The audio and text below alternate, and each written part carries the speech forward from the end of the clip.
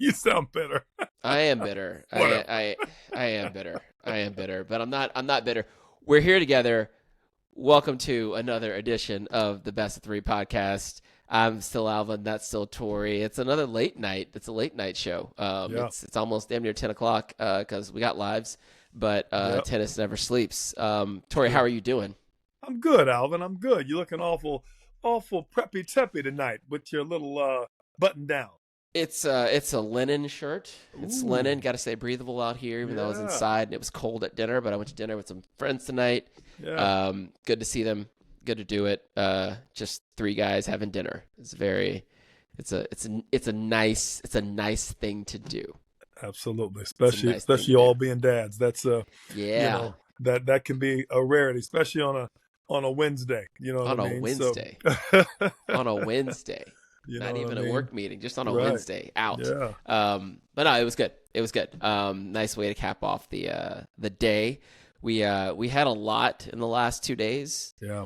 And from a tennis standpoint, just got the nature of the order of play and how these things go. Like I'm aware that by the time some people listening to this, the women's semifinals will have already been played. Right, they're going to play in roughly 12 hours from now. Will be the first match. Right, 11 hours from now. So, but we're still going to talk about it anyways. We're going to cover them all. We'll talk about the women's, upcoming women's semifinal. We'll talk about the men's semifinal, kind of through the lens of what we saw in the quarters. Yep. I haven't flipped a coin or anything, heads or tails. Where do we want to start? Men's side, women's side. I feel like we should start on the women's side. 100%. Let's go. I feel like that's right. Let's go kind of reverse order in what I saw in the last few days. Let's start with Iga. Okay. So Iga, she's in the semifinals of Wimbledon. Yeah. First time. Nice job. First time. Yeah. First time Iga in the semis. And today she played against, who she played today? Well, she played against Samsonova the other day. Is that what you're talking about? Yeah, that was today. No, she played Samsonova today. Yeah. She will play. Yeah, Ludmila. Interesting match. Was very interesting match. What were your takeaways from the match? Because I had a few, but I wanted to, and we haven't spoken in the last 2 days about any of the tennis, so I want to kind of hear what you saw in that match and then how that projects forward. These two matches, and I don't want to. Very similar, I felt, to the match, Samsonova and Pliskova. They have quiet, sleepy, big power. They can hit you from anywhere on the move, on the strike. Pretty big serves, both of them. Both of them probably right at, or if not, just a touch under 6 feet tall. Underrated, in terms of under the radar for most players. Obviously, Samsonova has had some great success in some doubles recently. I was thinking that it went true to form. I was very impressed with Iga's controlling of the ball through the middle of the court. I was impressed with Ludmila's ability to hurt her as often as she did. Looked like tactically she came out trying to attack the forehand early, knowing that Iga's backhand can be a little bit bigger. I know that may sound weird. Iga's got a very vicious first strike forehand if you give her a ball in the middle of the court. But her cross-court forehand to me is very normal. I don't want to say that in a bad way. She's obviously a multiple-time Grand Slam champion. She's a very, very good player. But her ball's a little thin, a little heavy, and she doesn't penetrate like most top women's ball does. Having said that, through the court. And having said that, Samsonova's ball can go through the court. And I felt like if she had really leaned on that a bit more, she took it real close in the second. If she had done a little more of that early, she'd have had more chances.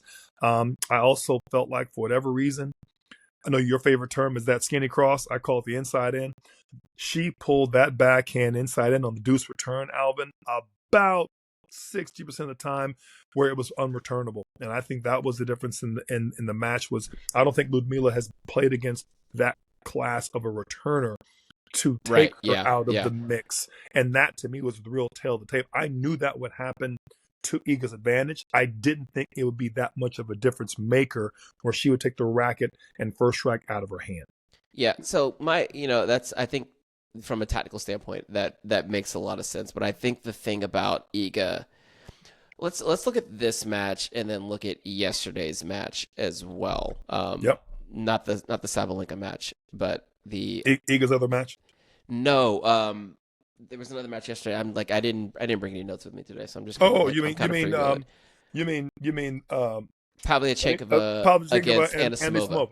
Sure. Right. So I think the way those kind of matches progressed forward were very similar. Slower starts from the players who were not used to being there. Correct. So Iga and Amanda both got out to pretty good leads. Normal starts for them. Sure. Out of the gate, fired out, right? Yep. Easy, straightforward first sets. Right. And then it wasn't until the player who has less experience in this position settled in do we get 100%. Ourselves into a match. And 100%. Iga, there was I think it was the 4-2 game, something like that. Yep. Midway through the second set in Iga's match, did it start to get competitive. Ludmila settled down. Right. And literally settled down. I think Iga's ball is so unique in that you don't see a ball that comes up that much on the women's tour, right? So when I say settle down, I feel like she was actually popping up so much and struggling to square up Iga's ball in the first set. So when she finally found her base and found her ability to kind of stay on top of that ball and square it up, she was able to start to dictate more. Right. Very similar, maybe not tactically, but at a macro level, Pavlyuchenkova was blitzkrieged. Right, she was just I don't know. Didn't look like she did not know how to play tennis for a little while. 100%. And not until she got a hold of that match did it get really interesting in that second set. Yep, and then almost got to a third. And if she wins that breaker and we get to a third set, I don't know. We're having a different conversation right now, right? Could have been no Nephew Jackson on the on the presentation and post match interview and so on and so on. I totally get it, and I feel like both of these girls are going to continue to do better. We talked earlier, Alvin, about matches you get on grass, and the number of matches you get on grass, the better. Your next few years will get better, and obviously, injuries and whatnot notwithstanding. Both of these two, Anastasia and Ludmila, are going to do so much better in grass court going forward. They got the confidence now. They're going to continue to push in the years to come, and I'm really looking forward to them making that push. What was Samsonova? 19 seed, and I believe I don't even think Pavlyuchenkova was seeded. So she was not seeded. You got to look at these two. They will certainly continue to do better, and they have this tournament to thank for their more reps, in a tournament like this. And you heard it right here; both of them can hit a ball. I was impressed at their striking. I was no different than Clara Towson. I was impressed with the mobility at the height they have, especially on the grass, and the feel, the slides, the volleys. It really. I wasn't surprised by Laura Siegelman. I wasn't surprised by others that are kind of crafty like that. These two showed a lot of guile. They showed a lot of feel. I was very, very impressed to see their all-court game come out the way it did. If anything, felt like they could have taken a few more risks earlier. And maybe even served a little more aggressively into the body, just and not given the known bulldog of a returner that Iga is, giving her some of those same easy cracks. I say easy, none of it's, you don't mean to get attacked, but maybe didn't adjust the serve placement as well as they could to keep that pit bull off their rear end a little bit. So that's kind of been my one, not necessarily beef with Ludmila, but I've been kind of tracking her the last few months or so. It's that she has all this firepower, but does not necessarily put it together in a package that she can build offense off of. That showcases it, right? She's got great power and great strokes, exactly. And doesn't come with the serve to set it up. Even when she gets inside of the court, if it's not a straightaway put away ball, her transition game is a little suspect, which is that's normal. You see that on the women's tour. A bit soft, and maybe she's been play a lot on hard court and knows not to come in necessarily so early. But she's decent hands and good volleys. A little dare I say, Sasha Zverev-ish, on the approach. Not as quick to take the strike. Just saying. Okay, it's a way to look at it. But it's not. I mean, it's not really about Ludmila, right? And so we've got Iga moving forward, playing against Belinda Bencic. Kind of two things here. Like Iga right now I think she's in a really, really good spot. Okay. She's found tennis that more or less works on all surfaces now. Okay. Right. We look back at her and we think about Iga as this clay court dominant player, but she's won hard court masters after hard court masters. She's won the US Open a couple of years ago. Like, her ability to do what she does on different surfaces has never really been an issue. It just kind of always seemed like she thought she needed to make massive changes to do well on grass. And it seems like, and we talked about this earlier in the week, some of the changes that Wim has kind of brought in is like, you don't have to go full bore all the time on that specifically on that forehand side. And I think, not only is she getting more and more match reps at Wimbledon, as I mentioned before, the surface gets harder as the tournament moves on, which is more favorable more to play, players with more spin. It down the dirt, get better traction. She's getting better. It's getting better for her. Good point. And it's a nice. It's really cool to see someone who's been at the top and then quote unquote fallen off. I think Iga's her floor is like 8 in the world. Yeah. Or picked from her perch and now regaining foothold. So I'm with you. But she's right. She's still right there, and she's evolving, and she's going to be right there. She's a top player in the world. And Alvin, I was looking up earlier. She's 22-9 on grass. I mean, she's not terrible on grass. I mean, let's make sure we understand, and that may be including these 5 or 6 matches here so far. It's her first semi, which I thought was kind of a shocker to me. But here at Wemby, but clearly she's 22-9 on grass, and she's won several slams already. I don't ever doubt her competitiveness, her willingness to compete, and finding a way. I think her serve has made huge impact. I also feel like if anybody in the tour benefited from the half of the draw she was on, it was Iga. And that's not to say that she has not played her butt off and dispatched everybody. It worked out. In stellar fashion. Yeah, she had Rebecca in her draw, former Wimbledon champion. And she, she got out of that one. Not got out of it, but you can only play who's in front of you. You're going to play, and it clearly not. And I don't take anything away from her. I just say as I was going through this, I was looking at the seeds, and I'm like, wait, a 1, a 13, a 9, and an 8. Wow, what happened to 2, 3, 4, 5, 6, 7, 9, 10, and so on and so on. Last week happened. Man, they did it not. And last week was a problem. Alvin, do you realize of the top 10 seeds outside of Sabalenka? I believe there were, if my notes are correct, 8 of them that are in the top 10 that did not make it. Do you realize 4 of them lost in the first round and 2 of them lost in the second, and Madison, of course, lost in the third? But you're looking at 7 of 8. Mira is the only one that lost in the quarters. You know what I mean? Which is technically where they should be. Yeah, where she earned her seeding. So you think about that. That leaves a lot of carnage. Which that's my point. I'm not saying anything about Iga. She was the one that was able to hold her seed, and obviously she's a semifinalist. I'm just saying there's a lot of others that did not, that may have countered her a little better, may have served a little bigger, that to not have given her that advantage is all I'm saying. Well, I don't think consider her. I don't remember what her seed was. She's 6 or 8. Like, she's not even. Who, Swiatek? Yeah, she's not 8. Yeah, seed. Okay, yeah. So she's outperforming her seed. To my point, outperforming, which let's face it, a lower seed for a slam champ, which is always weird when you got so many women in the draw that have won a Grand Slam already that are unseeded. But I only say it to say it's been a very good draw for her. She's maximized it. I look forward to her and Bencic. I looked at the head-to-head. Bencic is 1-3 against her. Obviously, they've only played 4 times.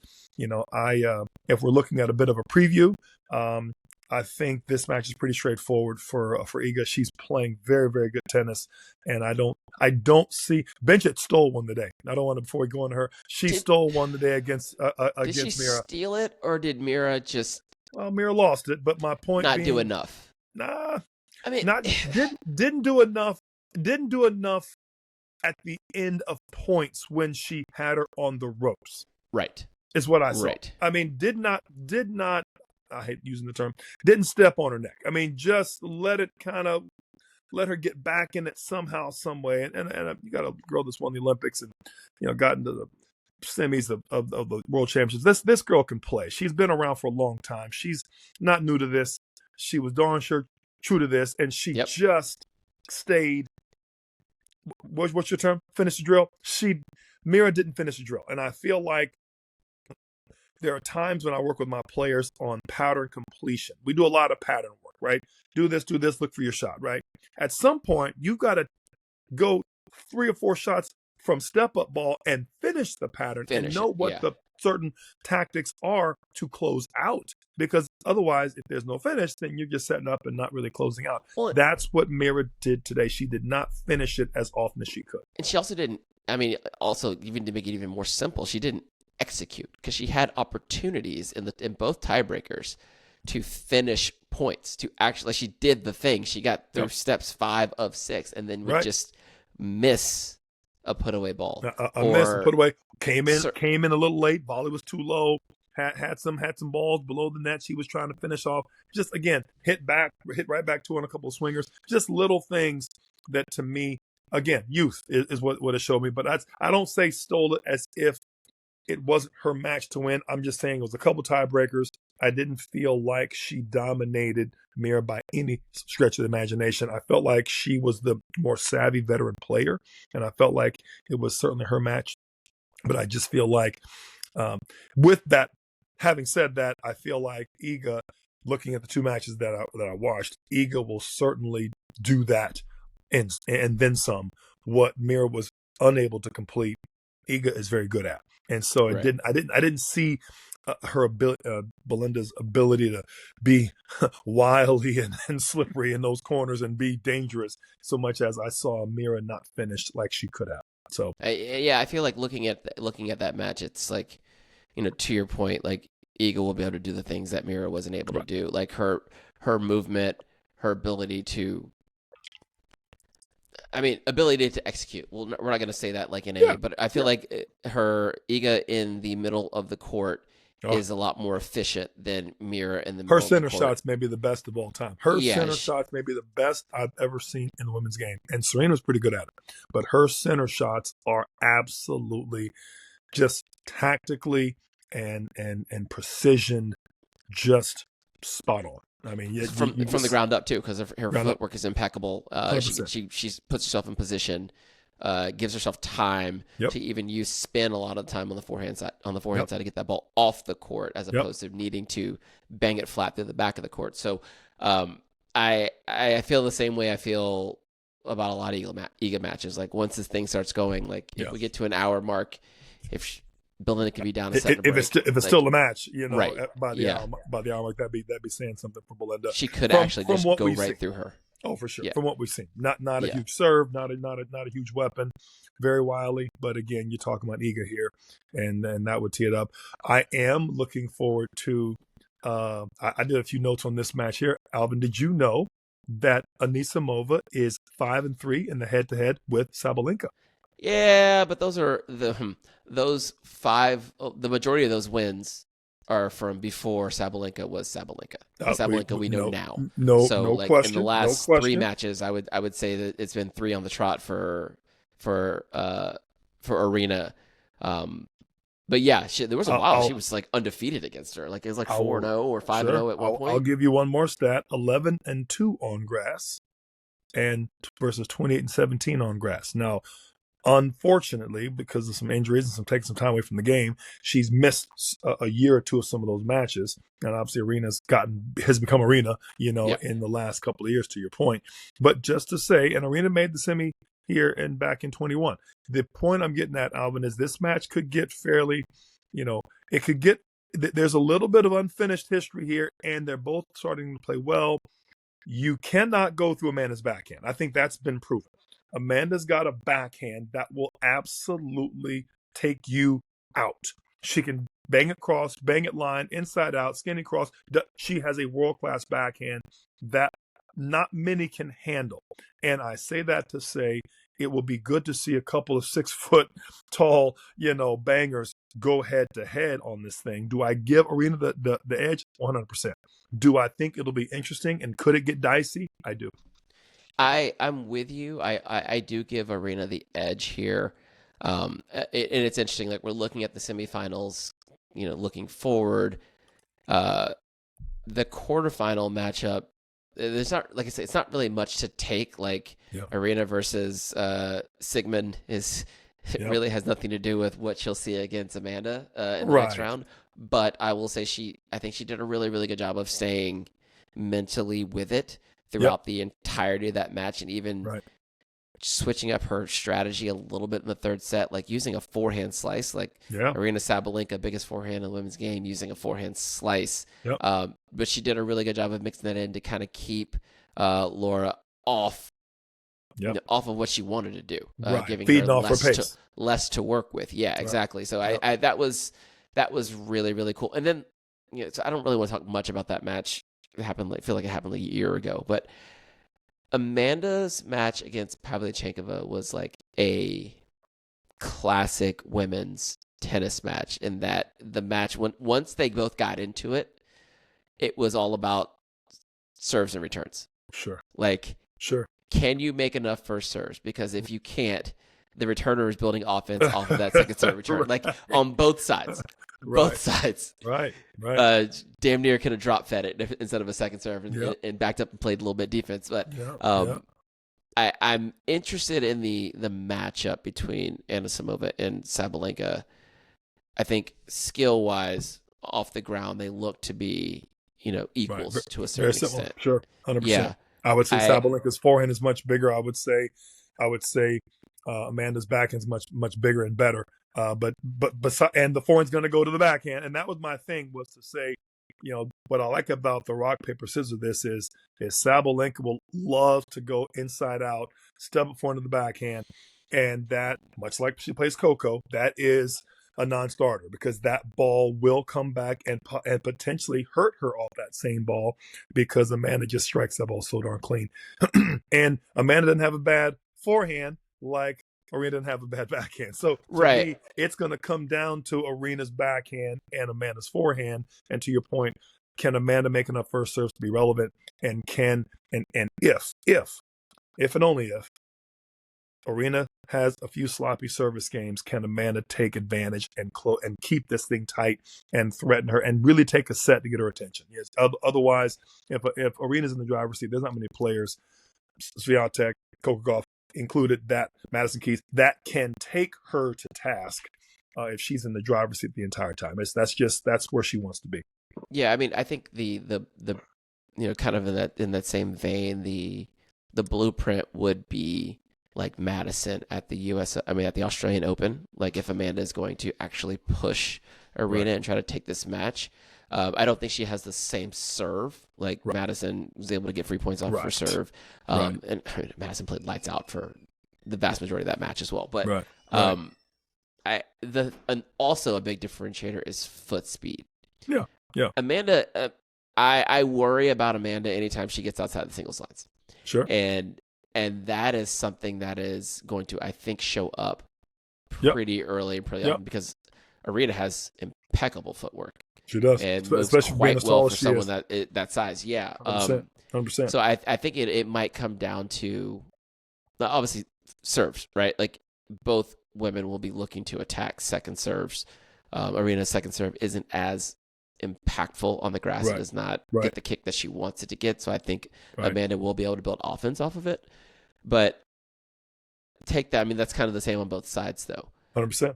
But once they get into rallies, I feel like Amanda's going to get behind in the rallies. I think she will defend better than you might think early. I think what's going to be interesting is, let's just give it a 10-ball rally span. Max. Well, it'll be max, because that's about all they're going to do. But my point is, in that 10-ball span, ball 3 through 5 is where Amanda's going to shine.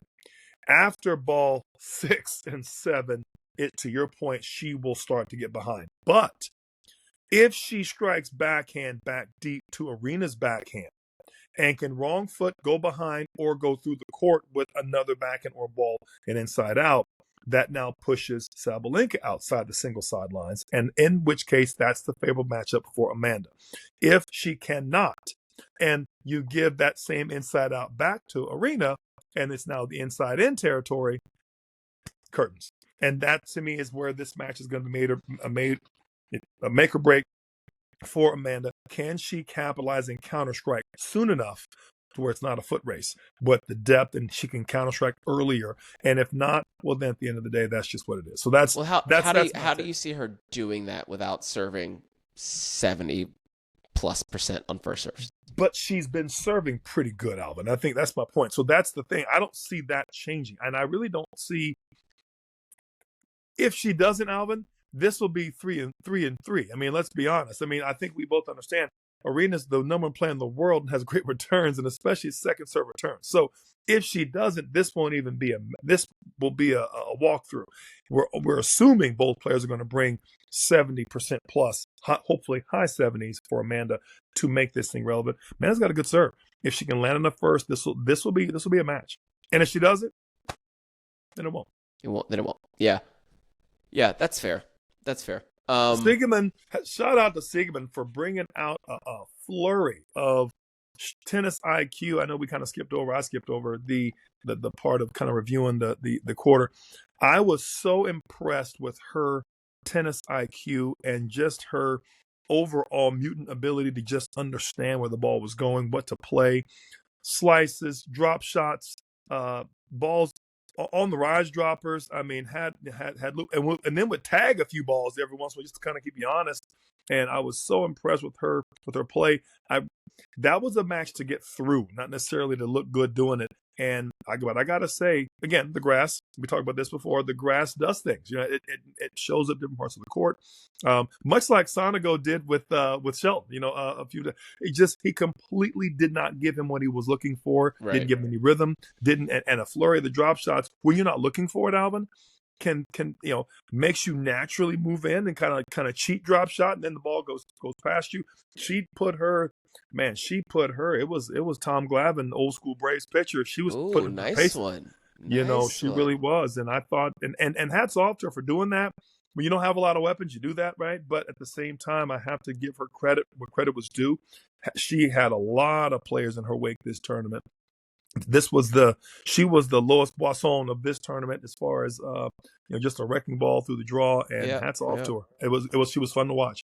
She reminded me of like players you'd meet in juniors that are just like throwing junk at you. Yeah. They don't have the quote unquote pretty strokes, right, or the classic game from a well reputable academy taught well, but they're just good at winning tennis matches. Yep. And especially in that fashion, they put a lot of pressure on you to execute over and over and over. And the unconventional game, which you haven't seen before, makes it even tougher because you haven't seen it before. You haven't had to hit these kind of shots from these particular positions in the court, but the strategy is the same though. You have to, like, you play against a player like that, and you see that in juniors, you see that at recreational adult level. Like you see, you can see it in the quarterfinals on center court at Wimbledon as well.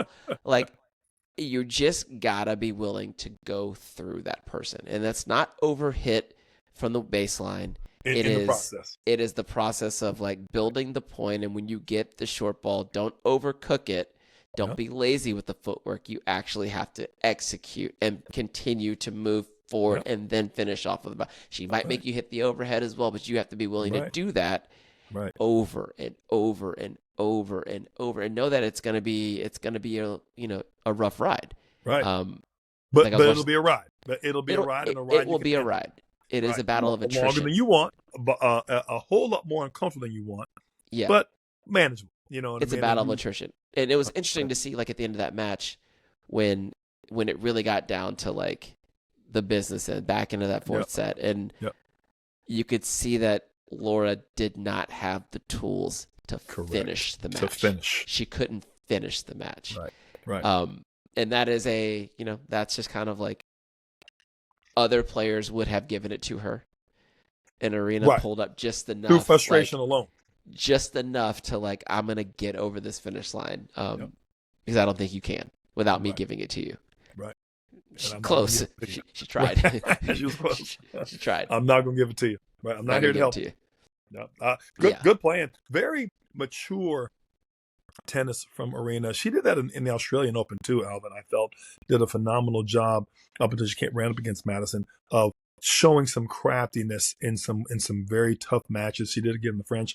She's starting to show me a lot of maturity. One of my ladies at the club loves that word. She says maturity. You know, when she plays the right shot instead of the shot she may have wanted to play. You know, I love seeing Arena's maturity continue to develop because we know she has the big shots. And let's face it, Alvin, a player with a lot of shots, especially growing up with a lot of shots, you play that way because you know you can. And unfortunately, you lean on it too much and you always take the burden of taking the risk and the finishing. You don't really have that burden. You shouldn't have that burden when the goal is to pressure the other person, right? And I feel like what she's really done is she's found a way to find that balance between I'm still wanting to establish pressure. I have to do that. But I don't always have to pull the trigger and let it be on me.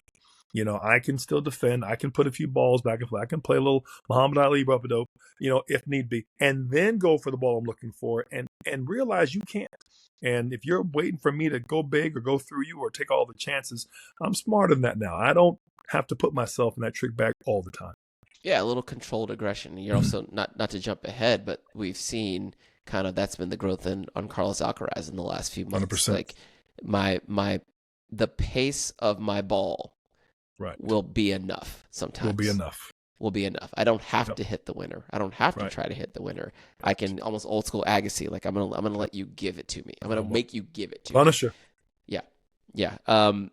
Kind of looking ahead to if we find ourselves on Saturday, women's final.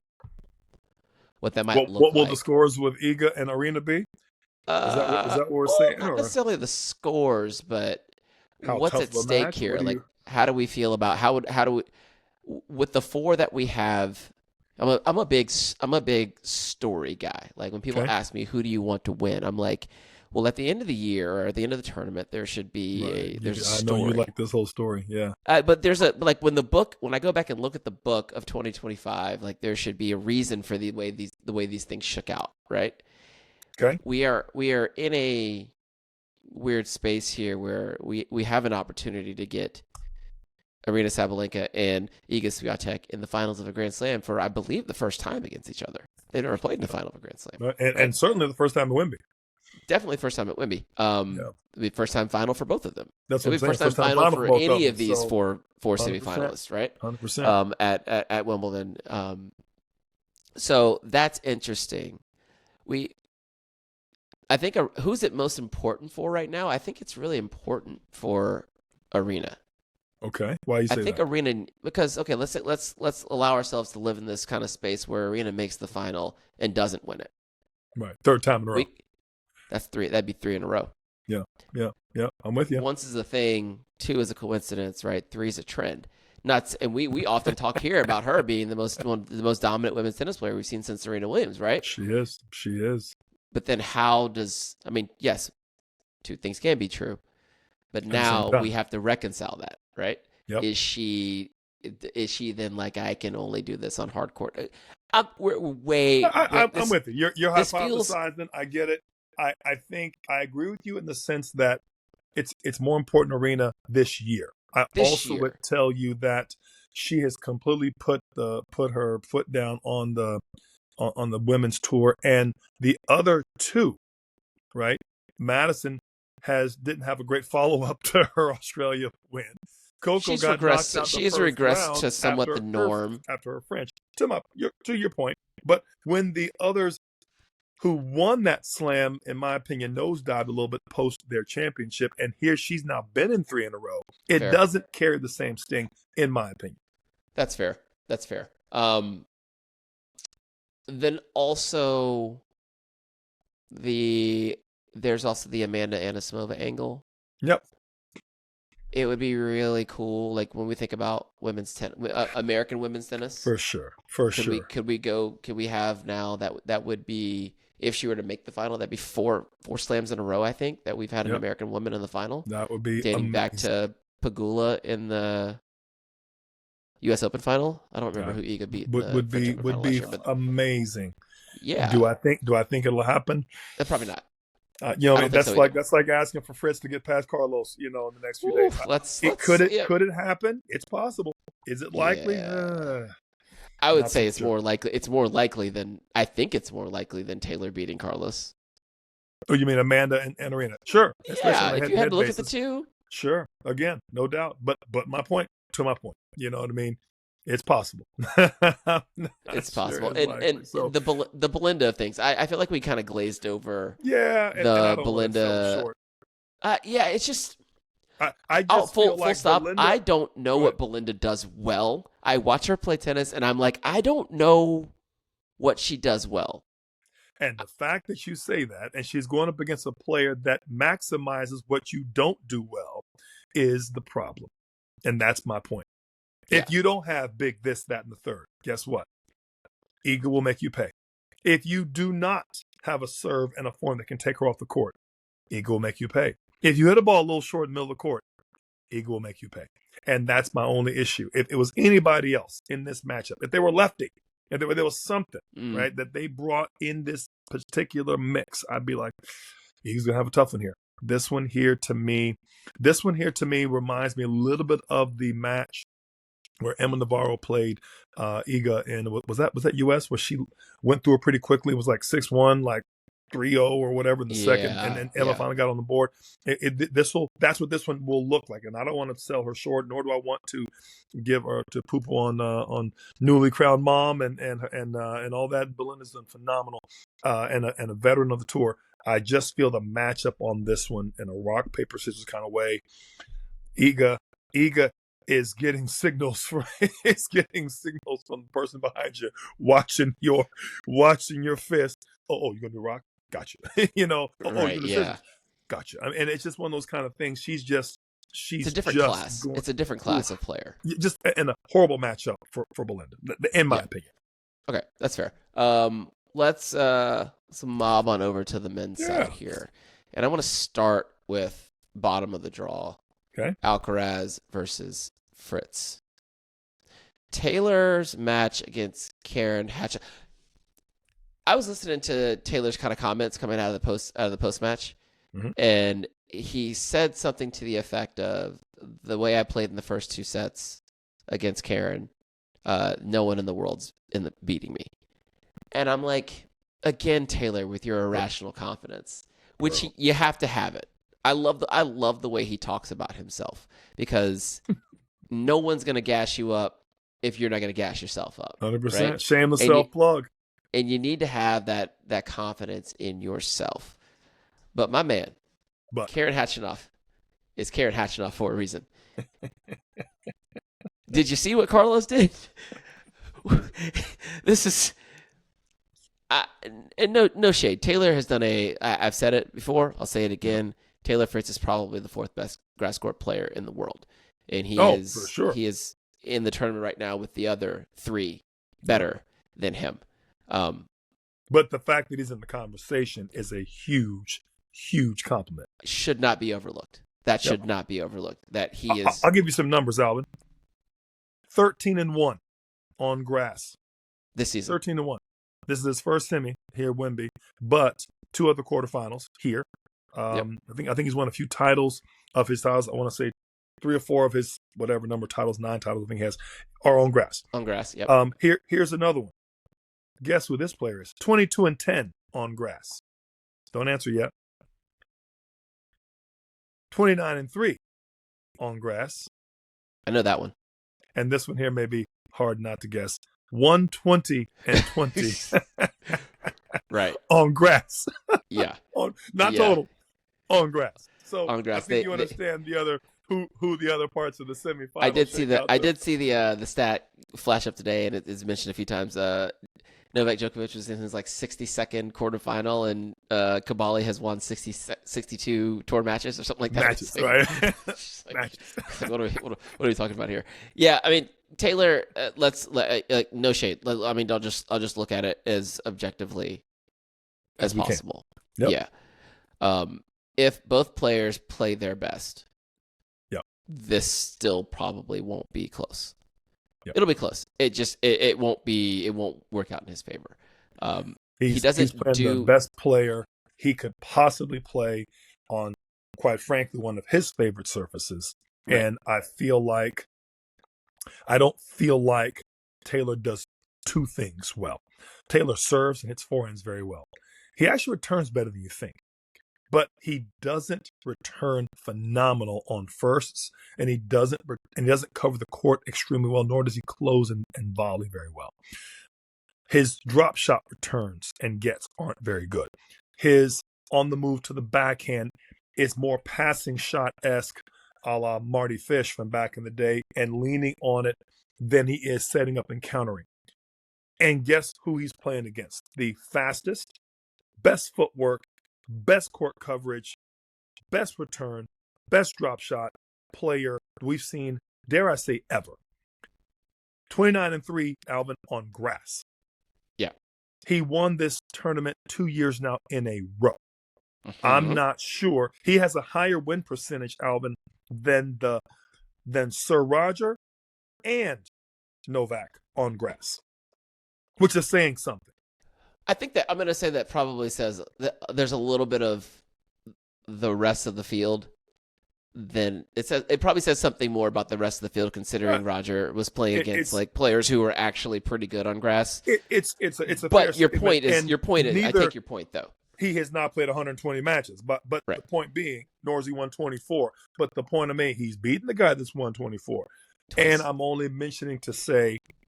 That's who Taylor's playing. So Taylor, maybe he's saying that to build himself up. Maybe he's saying that maybe he's got a good sports psychologist in his corner telling him to give himself a shameless self-pluck. That's great. But this match will get out of hand if he does not bring close to 80% first serves, if he does not come forward, and if he does not keep somehow, some way, the ability of Carlos to he better keep that ball in that back 6 feet of the court. I mean, if not, this could be a very short day. Yeah, I remember last year I was watching the ATP finals and watching Fritz play against Sinner.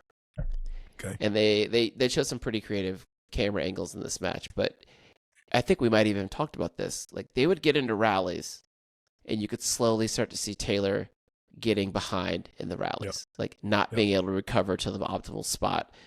Split step was a little bit off, not being able to hit the ball he wants to. And it would happen ever so slightly on every single ball until there was a downline winner at some point. And I was like, that's just the difference. It's small, especially on hard court. It's small, but his movement is enough to keep him from being able to break into the top, to challenge the top 2 or 3. I put Djokovic at a mental 3, even though he is ranked whatever he is ranked. Like, he is, those are the 3 best players in the world. But for him to break into that group, I think Taylor is bumping up against his ceiling. Like, that's just his ceiling. Like, I don't think he's going to get past with current company. And had current company not been here, Taylor would have himself a grand slam. You know what I mean? Because he is phenomenal on grass. Unfortunately, like so many others who came through the last 15 years, they are coming in a time that just happens to be in a time of some of the greats. And so that, to me, it's unfortunate timing for him, because he is a very good player and a very, very good grass court player. Dare I say, phenomenal grass court player, had it not been for the other 3 that were sharing the semi with him. He is a good grass court player. The other 3, no, he is a good grass court player. Carlos and Novak are great grass court players. Jannik is great on grass because he's great, not because he is a great grass court player. So I would even put him. I would even make it simpler. They are great players. Taylor's great on grass, and I would say he's good on everything else. He's great on grass. These are great players. They're great on everything. On everything. And I think but that may be the difference. So yeah, I don't see this match getting too out of hand. I was very impressed to see how Carlos literally dispatched Cam Norrie. I mean, when I tell you, I don't think Cam played a bad match. I don't think Cam may have played quality wise. Forget Carlos. He probably played some of the best tennis that he's played in those 9 games each set that he's played all tournament. He held serve. He did a lot. I can't say he held serve. He got broken a lot. He did. His serve was solid. His returns off. He opened the match with a big down line winner off a good return. The guy played phenomenal for his level. Right. Right. It just simply was not enough. And between his comfortability on the grass, being hometown hero, you name it, he could not make a dent. He's lefty. He has a decent serve. He's fairly quick, moves around the court well, great feel and slice around the court, and he's from England. I mean, you can't put more. You can't put more. Possible. That's the best case scenario. You know what I mean? Best case scenario. And buddy, I'm telling you, there were some points. There were some points where it looked like Carlos was trying to get a few more hits in, just to make sure that he felt good about it. And it looked like at any given time, he was ready to shift gears and take it up a notch, had the opponent been able to do so. Carlos came out like he was still playing against Rublev in the last 2 sets. Like he was right there, like same spot, like ready to roll, like ready to jam. And I felt bad for Cameron. Yeah. It's like they were playing different levels. Yeah. Completely different levels. Yeah, but to your point, Cam was at his ceiling and he's playing against the best player in the world. And that's what it looked like to me. As if there was a level in between the two of them. And Carlos was like at the next level. It was Carlos, and watching him this tournament, I saw it again in that French final. Carlos is starting to play, and this will be a funny term. I use this with some of my kids sometimes in the academy, because there is no such thing. But he's a 17 UTR. He's a 17 UTR. That's what he is. You know what I mean? That's what he looks like right now, and that's what he is playing like right now. And Alvin, I have to say, I have not been as impressed with the player's level that I have right now since the mid 2000s Roger Federer. I mean, it's just he's playing so well and so within himself, and he has an answer for everything. And it's just I don't know if you turn that off. That has to be caught. That doesn't turn off. Yeah, and the interesting thing is, like, when you look at the way that Carlos, 07 Fed, 06 to 08 Fed, was it 06 to 08 or 03 to 05? Like 04, 05, 06, I think it was that. Yeah. Where he won like 9 to 12. Like he was just. Oh man! Only ones he did win with the French. For those of you who were there, you remember. If those of you who weren't, Jesus, those are some times, man. Those are some times, and it is and Djokovic. Masterclass. Djokovic has made similar runs, right? Like 9 out of 12, but Djokovic broke tennis, right? Like he figured out tennis, right? Cheat code, yeah. Has out tennised everyone. What Roger did was like he transcended tennis. We all elevated with him. It was artful. It was beautiful. I respect the hell out of both. Like, this is not about Djokovic. This is about what like 05, 06 Fed actually looked like. It was the whole took the game to a different level, gave you it was a personification of the game at its highest level, at its most graceful, and played the way it was meant to be drawn. If you open the book, there's tennis. There's the picture. See also. Yeah, he brought I think this is the thing that bridges the Federer and the Alcaraz together, is like they bring people from outside of tennis into tennis. Like, this is dominance and it's beautiful. Wow. Exactly. Novak's dominance is for us tennis nerds. Like, when you watch him play tennis, it's like, man, that's perfect tennis. That's how you play tennis. He's what's the crazy guy in Street Fighter that's always at the end in Street Fighter, that Blanco, whatever his name is, the crazy Russian. I can't remember the name, but I know you're talking about. Blanco or whatever his name is. Anyway, R Blanco. Like he is that player that He's 9 out of 10 on this, 9 out of 10 on that. Right. I mean, yes. There's just no way to beat him. You know what I mean? Yeah. Kind of thing. You have to do a few moves, wiggle the joystick a little bit. You know what I mean? You literally have to get lucky, to take him out. But to your point, again, no shade on Fritz. I want to say this last thing about Fritz. I feel like Fritz might be doing it because he didn't get his due, so I want to give him his due. Played a great tournament up to this point. Having last we saw him, Alvin, lest we forget, was losing to Iga Swiatek in the semis of Miami. I don't think he's played much since, and we were, he was out during most of clay because he was hurt, and then kind of got it back together. I think he won a warm up event. Did he win 2 warm up? Yeah, was it Hala or was it 2? He finaled one, won another one. Got himself in right form coming into this event, and has played great. And for those like me that are listening and watching to this that remember his fateful loss to Nadal when Nadal couldn't serve, and I still haven't really forgiven him. Taylor, I have forgiven you. I know that means a lot to you, and you're gonna finally get to sleep at night. But I say it to say I have forgiven you. You have 100% ebbed that from my memory. And I am very, very, very happy to. I've seen you in person play a few matches here at the Atlanta Open. I've seen you up close and personal. You are a great tennis player, doing a great thing for the men's game here in the States. Shout out to Ben Shelton as well. However, I feel like keep doing what you're doing. You're going to be great. You have carried the torch from Johnny and Query and all the rest of the ones. And obviously even from my main man, Roddick. You have a slam yet to gain to join Roddick status, but you're going to do great. Continue to push. You are playing one of the best in the game. We are witnessing another phenomenal greatest of all time. And I would just be completely stoked if he were good enough to take this match 5 sets, Alvin, that would tell me a lot about if we're in a 5th set, Taylor Fritz. If we're in a 5th set, Carlos Alcaraz doesn't lose 5th sets, but if we're in a 5th set, something happened. Something happened, and I could say this is how it could happen. Taylor could come out primed for the fight, and Carlos has a slow start. Now we haven't seen Carlos slow starts. Well, a French Open final, but he's playing against Yannick, and it was a little weird. But that thing with his eye and all that occasionally Carlos will come out slow. He will drop he'll occasionally.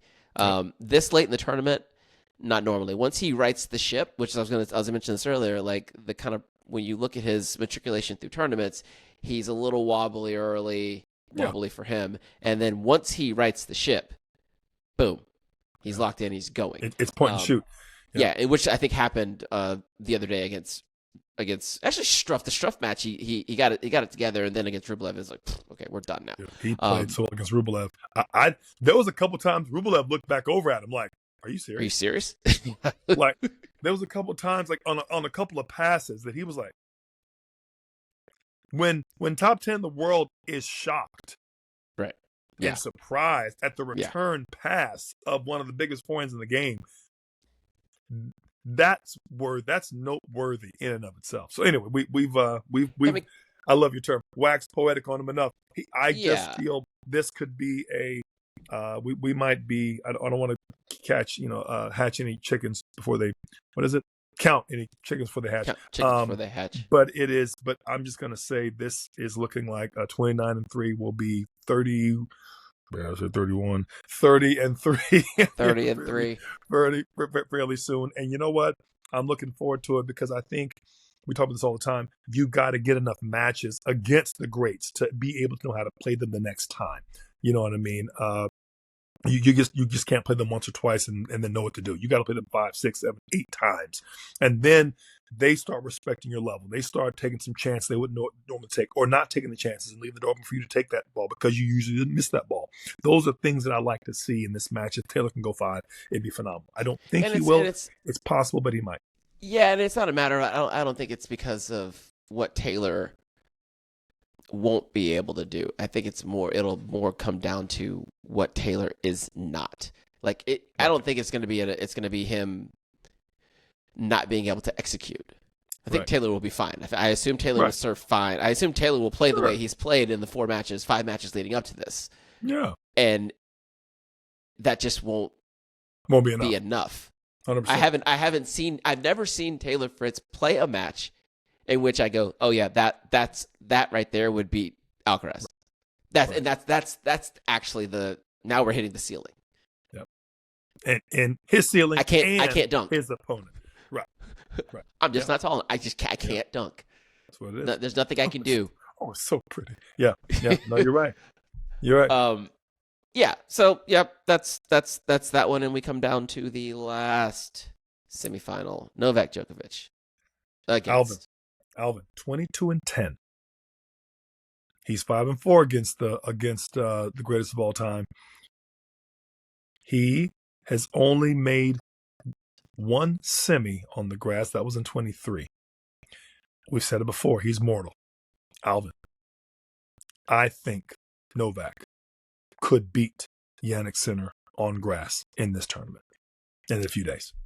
Well, I think he'd have to, because I think in the beginning of the tournament I said that Novak Djokovic might win this thing. Okay. I haven't seen anything to make me think the contrary. Yeah. It's on grass. This is a whole different beast. And the matchup, Novak looks unbothered by anything that happens on a tennis court. Losing a set, I don't care. He and Carlos have that in common. Like, I lose a set, whatever. It's fine. I'm gonna win this match. I know I'm gonna win this match. You know I'm gonna win this match. Yep. You can have that set. It ain't gonna matter. And today against Cabali, I was really impressed by Cabali. That guy is a little belief away from being a top 10 player. Like, maybe a little bit bigger serve, but to your point, yes. Yeah, the firepower aspect, sure, but he's the same size as Carlos. Like, we can grow into a bigger serve, like incrementally bigger. But one would hope. The thing that I saw is, like, Cabali is a light version of the future. Actually, what the greatness of men's tennis has always been. The best movers are the best players. He is a off the charts mover, and I think it's been 100%. well documented. Like, he had an offer from I think it was AC Roma, professional soccer team. Like, was a very, very good soccer player. Very good soccer player. And had to make a choice, and like, a very good tennis player as well. So, like, we're talking about a world-class athlete, like a fantastic mover. Yep. And the thing that I felt watching him play today was, like, his game is safe. Like, he rips, and it's safe. Yep. Very Spanish of him. He's not Spanish. But for an Italian player, For an Italian player, yeah. Yeah. These guys are hitting, and he's a good mover, hits a big ball that's safe, was not flustered by the moment. Sure. That was also really cool to see. Like, he was there. He did not beat himself. Yep. He forced Novak to kick it up a gear and to beat him. Yep. That was a fun match for me. I thought it was very solid. As I said, there wasn't a bad match in any of these quarters, ladies or gentlemen. That, to me, was one of my highlight matches, in the sense that, because I hadn't seen much of Cabali, and he played a very solid match. I would also say that he learned from this match and takes away a lot of belief from the fact that he can hang. It was much like the Raducanu-Sabalenka match. She should walk away from that match thinking, I'm right there. And that's fun to see. It's fun to see the players start to catch up to that level, right? And just be, because the next time the play is going to be tighter, it's going to be better. And in the end, it's actually going to help both players. But obviously, for the person that lost, you'd love for them to take away from that loss a lesson / I am that close. If I do this and this better, I'm right there. And that's and that's what Cabali did today. What would the this and this be when you're looking at Cabali? Like, if you had to, really kind of peel back the onion here, what could he have done differently? But, like, what is the actual takeaway from this match for him? His takeaway to me is handle your returns better, handle your in terms of placement, and don't rely so much on your speed to be able to run down things, keep the ball in front of you a bit better. He is so fast that you can move it. He didn't mind changing direction because he's so fast at countering you on your change. But I feel like as a result of that, one of the things he did not do as well as I would have liked is place the return better in the tougher spots. Servers are vulnerable at one point, and that is upon landing in the court. Yeah. And at that point, you've got to pull a ball, especially if it's a guy like Novak, who prides himself on not having any vulnerabilities. You have to make that ball happen without taking a lot of risk, to your point, being safe, without taking a lot of risk on the shot itself. I also felt like he should have drop shotted the old man a bit more. And I felt like he got into some strike fest. The strike fest is always going to favor Novak. Yeah. He just strikes and it's clean, and he moves you around.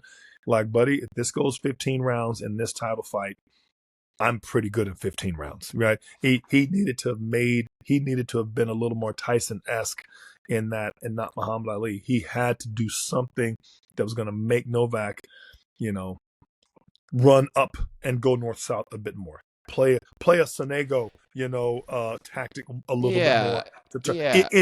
If I am trying to beat him, if I'm trying to go toe to toe with him and see I prove to myself that I can do it, well, then he got what he sought out to achieve. But if he's trying to beat him, he needs to turn this into a foot race. And unfortunately, it was not a foot race that I felt like it should have been a bit more of. Even getting into the psyche of it, like, you win a tough first set against your idol. Guy's won 7 titles here. The GOAT, right? Yep. Coming into that second set, the first thing I was thinking is, like, Novak's going to break him right off the bat. Right off the bat. He didn't. Yep. He got him in the second service game, right? Cavalli's second service game. But I feel like you can see the it's almost like a sigh of relief that the younger player has when they get that first set. They go, whew, I got one.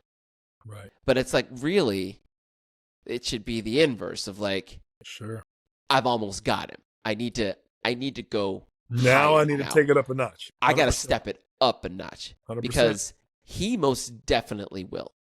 Yep. Novak most definitely is going to step it up, and you saw it right off the bat. Like, okay, we're gonna tighten in the focus here. We're gonna own the middle of the court. It's time to play pinball. And Cavalli needed to do something different. And I think at that point, he couldn't do anything different because he kind of ran out of tricks. Ran out of tricks. And that's what I'm saying. A few more droppers would have been great to see. A few more backhand inside ins. A few more forehand inside outs to get that backhand and then go behind him. There was just ways to hurt him. He's got pretty good racket speed, Alvin. A few more tactics to wrong foot the sure-footed veteran would have been great. A few drop shots. If he had played him like Sigmund played Sabalenka, like Sonego tried to play Ben Shelton, he, to me, would have had a better chance, especially post that first set, now that he's kind of gotten that out. After he got, let's face it, got routine in the second set at 6-2. He needed to have shown a different level and just been able to play the X factor. Like, okay, you know what? We're going to go nuclear here. I got to show you that I can do a few other things. And now I have to turn this match to a foot race because I know what just happened in the second set will happen pretty much in the third if I try the same thing again. Let's try this. And I think that's what I was hoping to see, and I didn't see it. I was impressed with his game, with the game that I saw.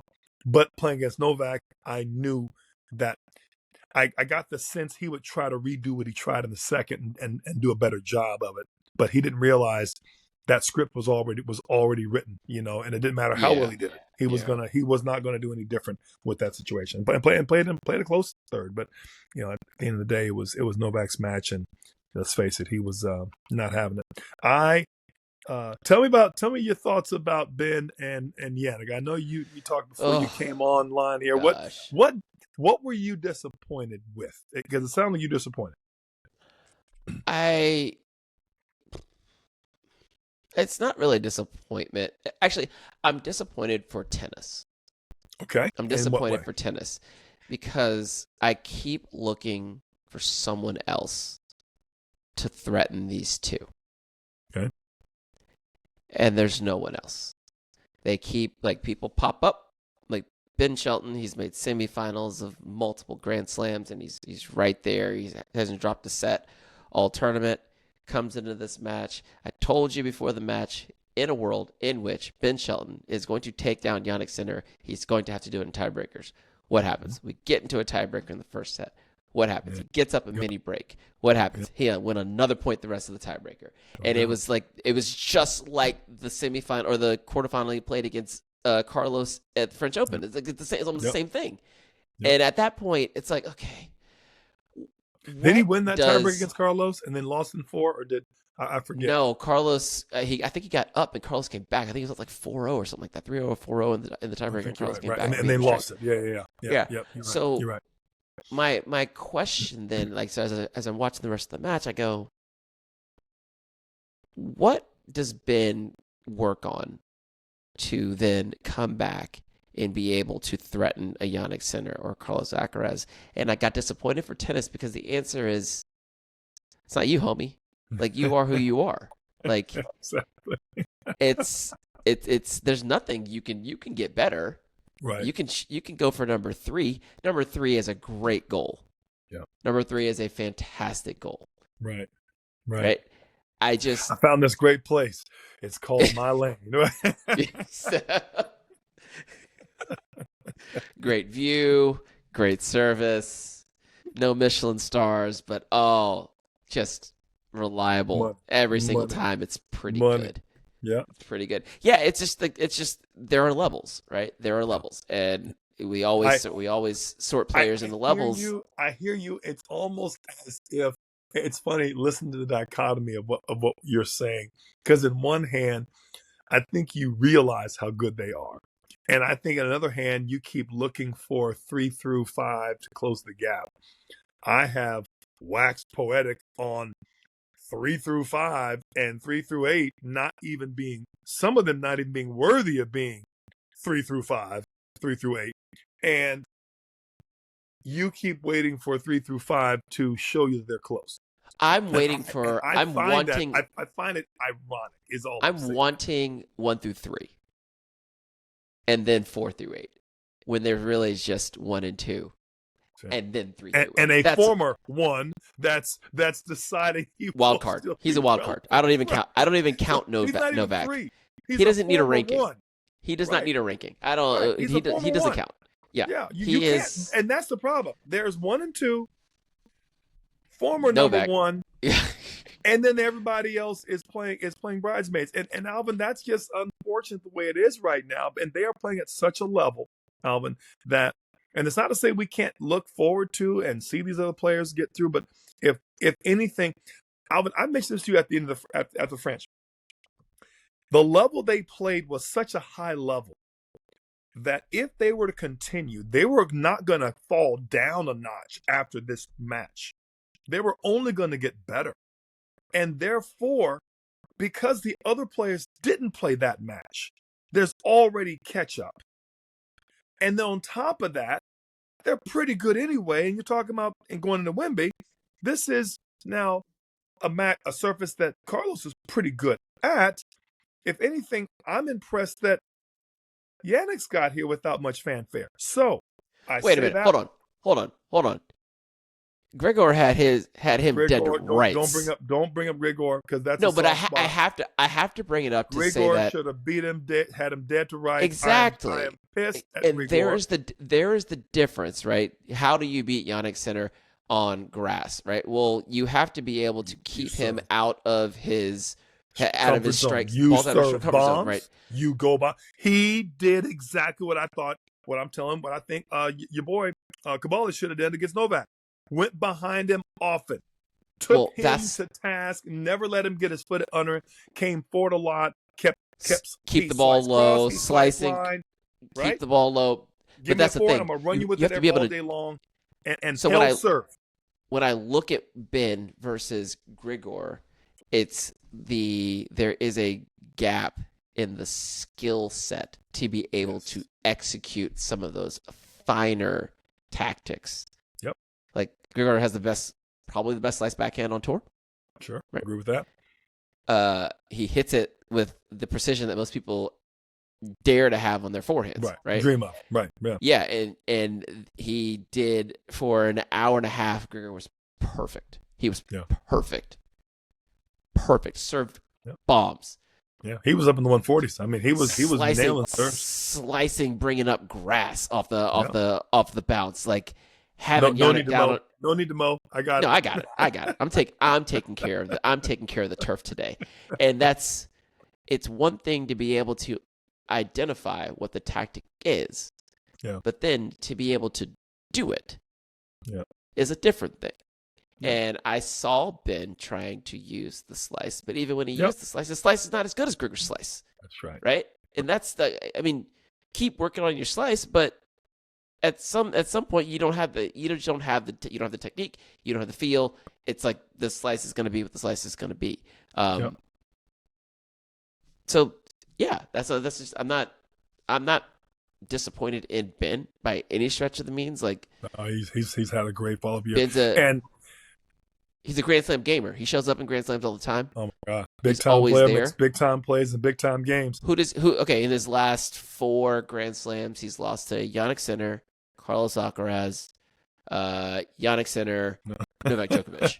Right? I mean, what are we talking about? Like, right? That's just fine. Nothing to be disappointed in at all. 100%. You don't have a Grand Slam. He does not have a Grand Slam problem. He does well in best of 5 set matches. You run into former and current Grand Slam champs, right? And that's unfortunate. I think he and Taylor are both doing quite well. I love the fact that they're doing, and I would say Ben. We talked about this a while back, Alvin, and you may not have been fully aware of what I was looking at. I told you I think Ben's got the best chance of all of them to truly crack that top 4 and deserve to be there. I know Taylor has had some ranking bumps due to the numerical counting of things, but to me, Ben's got the best chance to, and that's no shade on Taylor. I just feel he's got it. Now, having said that, let's also talk about how routine that coming off of that almost got beat match against Grigor, that Sinner has bounced back like he did in the darn Australian, where he almost crapped out and passed out and took a 15-minute bathroom break. Was that against Brunner? Yeah. Yep. That I feel like he has once again, found a way to revive himself, resuscitate himself, put on some hand cream, whatever. He's done something to get back into the mix. And Alvin, I'm telling you right now, if those are some of his bad days, it's going to be a tough match. I do think this will be a tough matchup with him and with Novak. It was a tough one on clay, and I think he loves the clay and plays great on the clay. His footwork helps him on the clay. It's not to say he can't move on the grass. He's obviously a very adept. He's a good mover, period. I'm going to say that I think Novak, it's very tough to say this with a clear, with belief. So I have to throw hypothetical. If Novak can continue his level and Jannik plays the level he's played thus far, this match goes long and it goes to Novak. If Jannik plays better and all things indicate he's on the upswing since that Grigor match, he will dispatch Novak in 4. Unfortunately, Alvin, you heard it right here. That darn Carlos Alcaraz is just playing on another level right now. And grass tends to be, I think it might be his best surface. Hate to say it. And he wasn't too bad on the clay. Fair. He ain't too bad on the hard court. Fair. Just saying. Okay. I haven't seen anybody do anything that can hurt him, that can make him uncomfortable, that can put him in any ways, shape, who are we talking about? Carlos. Who are we talking about? Carlos. I don't want to talk that about Carlos. Can make. Okay, fair enough. We won't talk about it. Because there's nothing to say. There's not. There's not much to say. Like the things that happen in Carlos Alcaraz matches generally have to do with more with Carlos than anybody else, right? I don't want to breeze over the Jannik versus Novak match because you brought up a really good point about what happened on clay. I don't know if necessarily clay is Jannik's best surface. I think hard's his best surface, clay being next. Sure. But what clay does is allow more time for those small differences between the two of those players to show up, primarily in age and movement, right? Yep. I think Jannik beat Novak because of Novak's inability to move with Jannik over that long period of time. Forget that it was 3 sets. forget that. It was the points were long. Sure. The match is almost 3.5 hours. The accumulated amount of like blows that they each took, even if they are the same, there is a damn near 15-year difference between the two of them, right? Like that is going to be exacerbated on clay. That's where that 100%. Shows up. 100%. I think on grass, where age and movement are not in Novak's favor on clay right now, I think they are in his favor on grass because the movement favors probably the more experienced grass court player. Okay. And there are ways to keep yourself out of those situations. Sure. On grass, right. Novak will shrink that court. Shorter points. Shorter points. Better. Sure. Yeah, not as grueling rally. Yeah, they're all those things. It is a different. It is a very narrowed in playing field. And Carl and Jannik doesn't possess the Ben Shelton, Taylor Fritz, Pesci Pericard type of serve to get freebies to get him back. That's not his game. He's a very precision, high percentage kind of player. I agree with you. I think the only thing I would venture to throw in there, which is why I still think he can beat Novak in 4, is he returns pretty well. And that's a thing of Novak. Novak's serve is not a huge one either. So they're basically better. He's basically a newer version of Novak in a lot of ways. Now, with that said, Novak's playing himself, or a younger version of himself. As good a backhand, as good of a return of serve, dare I say, as good a forehand. But not as good of a grass court player. But as good of a grass court player. At least not yet. You said it. You said it to me, and I don't think we were. I think it was in a conversation outside the podcast. You said something about Jannik. Yep. Very more around the. He's special everywhere else. He's just good here. He's just good on grass. Yep. Novak is special everywhere, but he's even more. He might be even more special on grass. Alvin, he has won 7. That's a lot. Titles. He also lost 4 finals here on the grass. That's big. He lost in finals, 2 to Fed? Did he lose all 4 to Fed? No. That's not the case. He lost 2 to Carlos. What am I talking about? They're the last 2. He lost the last 2.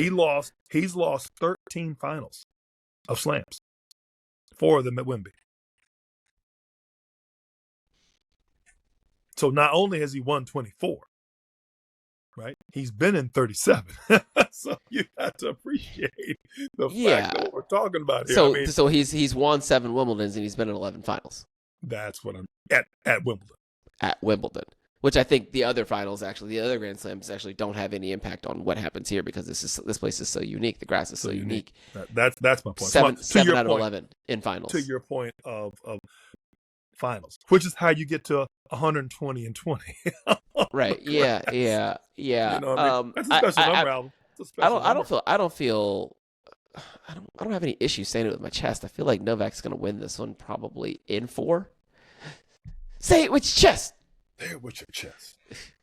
I feel really good about where Novak is right now. And I'm gonna go center in 4, only because I feel like if he gets stretched out, if this becomes a foot race, I feel like the younger person will handle it. I feel like Novak will have a person that isn't relying on big serve that he can counter. He's going to get in the points more. The points are going to be long. I think he preferred them to be long. And Novak, too, gets outside the single sidelines at 38 years old, however old he is now. I think that's also a bit of a problem. And I think that favors Jannik. Grigor showed a way to shorten, to slice, to go big, and to keep Jannik off balance. And unfortunately, Grigor's body couldn't handle the toll that took to exert that toll onto an opponent over the course of 3 sets. I'm just hoping that Novak, who always has a trick up his sleeve, I think this match is going to be was that movie with Kurt Russell back in the day, Universal Soldier, where there was like he was basically fighting a new version of himself. You know, this is what we're dealing with here. And this match, I look forward to this match for the grand scheme of things. We saw a little bit of it in the French, but these type matches have a little bit of torch passing to them. And this is going to be the match I'm looking forward to of all the rest of them. All of them. I mean, of all the semis, this match to me holds significance because, and then I see Carlos being able to close the deal. Not looking that too far, but just saying, I feel like he's got the ability. He's just playing very well, and he's beaten Novak already here on the grass a few times. So I think that's something that, this one will factor into your earlier prediction many episodes ago about Novak possibly, finish head for the last round up if he does, and if he doesn't, Alvin, I think your boy's going to be around for another 2 or 3 slams to try to get that one more because he knows he got a chance. He is making me. I mean, that's the thing. Like, if the issue is not getting to the match, like I think that's what pushes Novak out, right? Like if he can't get to the matches against Sinner and Carlos, but he's getting there. He's looking like a favorite. I mean, I don't know what the odds are in Vegas, but he's got to be. It's got to be fairly even. You know what I don't want? This is going to sound really weird. I don't want another Sinner and Alcaraz final just yet. Oh God! I need some space. I need some because it cannot live up to the last one. It will have to be a letdown, and Alvin, I'm just in the words of the great Rick James, played by Dave Chappelle, bump your couch, Alvin. This is not about what you want, brother. That's it. I'm putting a pin in it. We're done. I'm done. I had nothing left. All the ink dry. That's it. We'll watch the tennis. We'll see where it lands. We'll come back.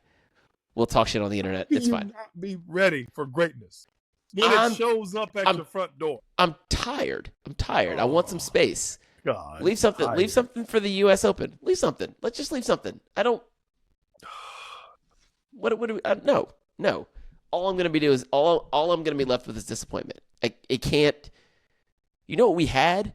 We can't just have that all the time. It's not available to us all the time.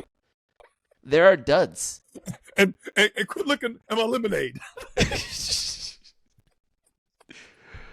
Okay, it's too late. We got to turn the lights off. I'm Alvin. That's Torrey. Best of 3. We are out.